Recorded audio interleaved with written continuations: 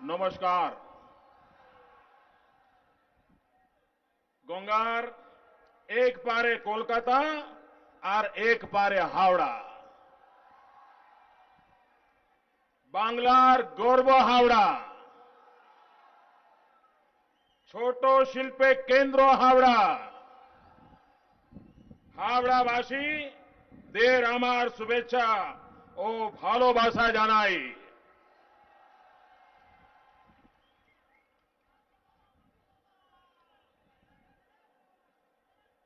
मेरे प्यारे भाई और बहनों, आज एक और चुनाव का दौर समाप्त हुआ। हिंदुस्तान भर में जब चुनाव समाप्त होते हैं तो खबरें आती हैं कि शांतिपूर्ण ढंग से चुनाव पूर्ण हुआ। लेकिन यहां तीनों चुनाव के दौर के बाद खबरें आती हैं, कितनों को मारा गया, कितनों को पीटा गया, कितने बूथ लूटे गए। ये सब क्या है? ये घटनाएं उस बात का सबूत है कि दीदी ने पराजय स्वीकार कर लिया है।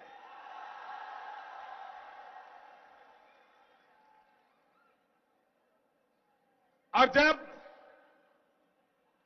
पराजय दीवार पर लिखा हुआ दिखाई देता है तो मरता क्या न करता।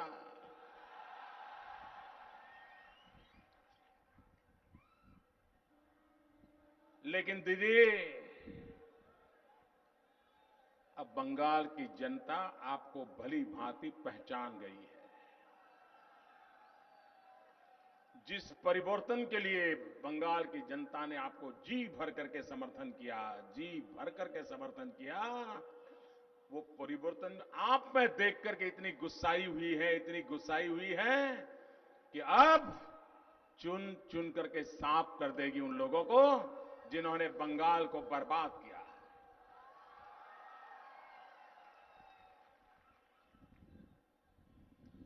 एक जमाना था, ये हावड़ा न सिर्फ बंगाल की आर्थिक गतिविधि का इंजन था, यहां की गतिविधि हिंदुस्तान की आर्थिक ताकत बनी हुई थी। एक जमाना था कि यहां के हेरिटेज बिल्डिंग पूरे बंगाल की शानो शौकत हुआ करती थी। एक वो भी दिन था जब बंगाल की हर कलम, बंगाल में फैलने वाला, हिंदुस्तान में पहुंचने वाला हर विचार, हर चिंतक, हर लेखक, हर कवि यही हावड़ा की भूमि पर रहते थे और साहित्य कला की साधना करते थे। और कभी यहां का मजदूर जूट के कारखाने से गरीब किसानों की ताकत बना हुआ था। क्या कारण है? ये सब का सब तबाह हो गया। 15वीं शताब्दी में जाएंगे तो जहां हिंदुस्तान का जिक्र आता है, वहां हावड़ा का जिक्र 15वीं शताब्दी में भी देखने को मिलता है।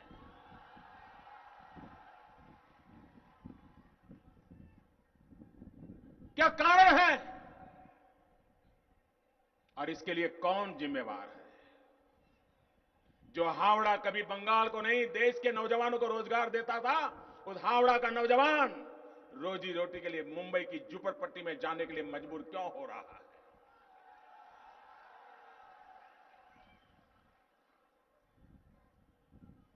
भाइयों बहनों,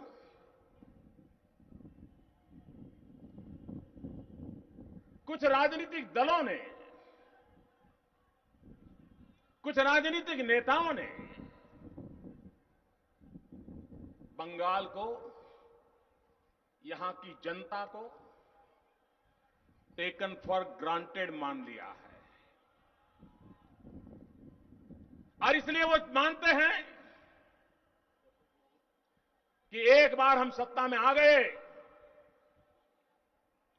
तो सत्ता का उपयोग, दुरुपयोग कुछ भी करके हम सत्ता पर चिपके रहेंगे और 5 साल तक उस तिकड़म को करते रहेंगे ताकि अगले चुनाव के लिए रास्ता साफ हो जाए। भाइयों बहनों, देश ने कभी ऐसा बंगाल नहीं सोचा था। देश ने कभी कल्पना तक नहीं की थी कि मेरे बंगाल की ऐसी भी बर्बादी अपनों ही लोगों के हाथों से हो सकती है। और इस चुनाव के मैदान में जो भी दल है, बंगाल के लोग बुद्धिमान हैं, बंगाल के लोग सोचने वाले लोग हैं। हर चीज की बारीकी से एनालिसिस करना बंगाल के लोगों का स्वभाव है। ये बात सही है कि ज्यादातर बंगाली मन पर बंगाली दिल हावी हो जाता है। बुद्धि से ज्यादा हृदय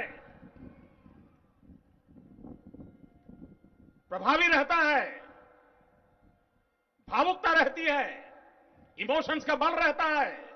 लेकिन उसके बावजूद भी बंगाल के बुद्धिजन, 4 राजनीतिक दल यहां मैदान में है।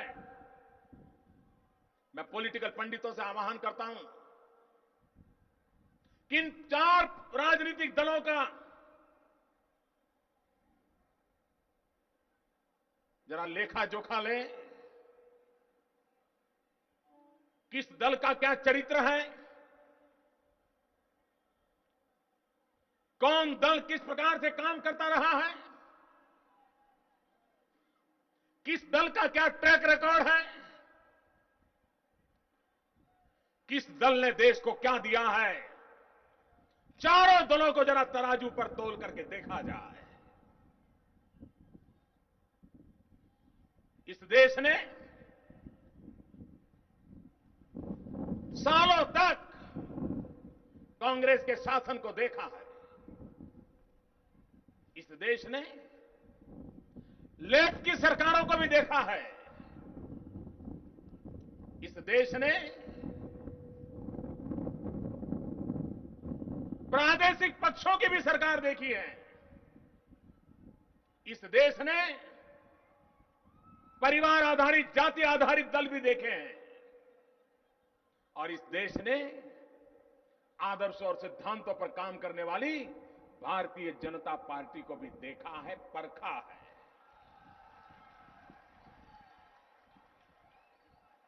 उनके ट्रैक रिकॉर्ड को, उनके कार्यकलापों को, उनके कार्यक्रमों को बारीकी से तराजू पर तोला जाए। क्या कारण है? इतने साल कांग्रेस की सरकारें रही और एक बार देश की जनता कांग्रेस को हटाती है और कांग्रेस को हटाने के लिए किसी को भी लाने के लिए तैयार हो जाती है। कोई भी मिल जाए वो मंजूर, लेकिन कांग्रेस मंजूर नहीं। और इतिहास कहता है कि हिंदुस्तान में जिस कोने से कांग्रेस गई, 25-25, 30-30 साल तक कभी वापस नहीं आई है।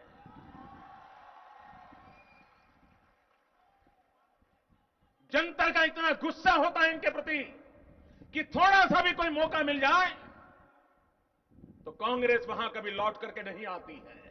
आप पूरे हिंदुस्तान में देख लीजिए, बंगाल से कांग्रेस गई, 4-4 दशक हो गई, बंगाल के लोग उनको वापस घुसने नहीं देते हैं।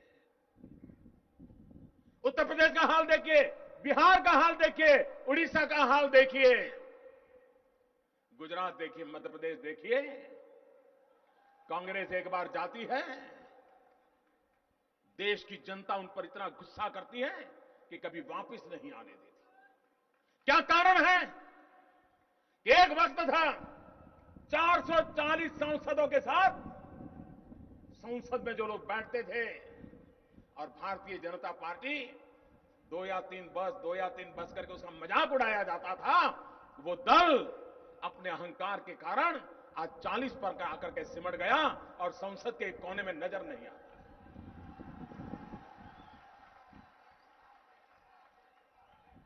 आज देश की जितनी समस्याएं हैं, अगर गरीबी है, बेरोजगारी है, बीमारी है, अव्यवस्था है, क्या अंग्रेजों ने विरासत में यह दिया था क्या?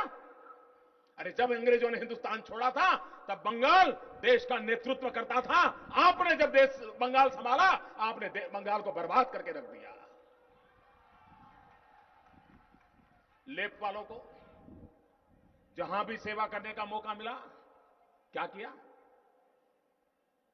आधुनिकता का विरोध, कंप्यूटराइजेशन का विरोध, अंग्रेजी का विरोध, उद्योगों का विरोध,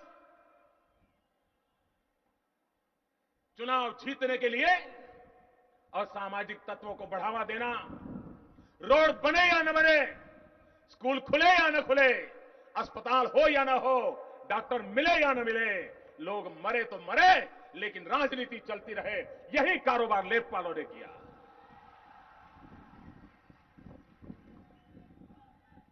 34 साल तक किसी को सरकार चलाने का मौका मिले, वो पश्चिम बंगाल को कहां से कहां तक ले जा सकते थे। लेकिन भाइयों बहनों, उन्होंने भी वो मॉडल नहीं दिया जो बंगाल का भला कर सके। भाइयों बहनों, हिंदुस्तान ने प्रादेशिक दलों को भी देखा है, और एक भारतीय जनता पार्टी देखिए, पूरा ट्रैक रिकॉर्ड देख लीजिए हमारा। बहुत पहले हमें मध्य प्रदेश में सेवा करने का मौका मिला था, और उसके बाद लगातार भारतीय जनता पार्टी मध्य प्रदेश में विजयी होती रही। एक जमाना था जब इस देश को कुछ राज्यों को लेकर के बीमारू की परिभाषा में रखा गया था। इस बीमारू की परिभाषा में मध्य प्रदेश का भी नाम था। एम जो था वो मध्य प्रदेश का था। क्या कारण है कि कांग्रेस की सल्तनत के समय मध्य प्रदेश बीमारू राज्य बन गया और भारतीय जनता पार्टी को मौका मिला, आज वो राज्य बीमारू से बाहर आ गया, कृषि क्षेत्र में हिंदुस्तान में नंबर 1 पर पहुंच गया। ये तो रोज की आदत वाले लगते हैं, दुनिया भर के उपदेश सुनाना, पूरी संसद को सलाह देना और जेब में रुपये देना। और कुछ लोग तो टीवी के सामने कह रहे हैं इतना कम क्यों लाए, तो कहता है दूसरे थोड़े दिन के बाद दूंगा, तो कहते हैं कि जल्दी करना। एक और कह रहा है कि भाई मुझे तो दिया लेकिन थोड़ा उनको भी दे दो, थोड़ा संभालना पड़ेगा। ये मिल बांट करके खाते हैं, मिल बांट करके खाते हैं। भाइयों बहनों, ये रुपये किसके हैं? ये जनता जनार्दन के है कि नहीं है? ये पैसे आपके पसीने के है कि नहीं है? ये पैसे आपके सपनों के लिए है कि नहीं है? ये आपके पैसों को जिन्होंने चुराया वे गुनहगार है कि नहीं है? इस चुनाव में सजा करोगे कि नहीं करोगे? ऐसी सजा करो, ऐसी सजा करो कि आने वाले दिनों में किसी की हिम्मत ना हो कि किसी से रुपये लेकर के ऐसे ब्रिज बनाए ताकि लोगों की जिंदगी के साथ खेलने का पाप हो जाए।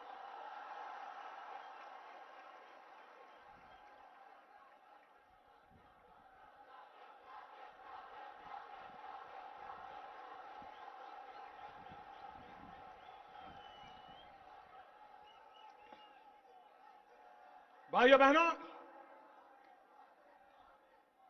हमारी कोशिश है कि देश के नौजवान को रोजगार मिले, और इसलिए हम स्किल इंडिया का कार्यक्रम चला रहे हैं, मुद्रा बैंक की योजना चला रहे हैं। देखिए फर्क कितना है।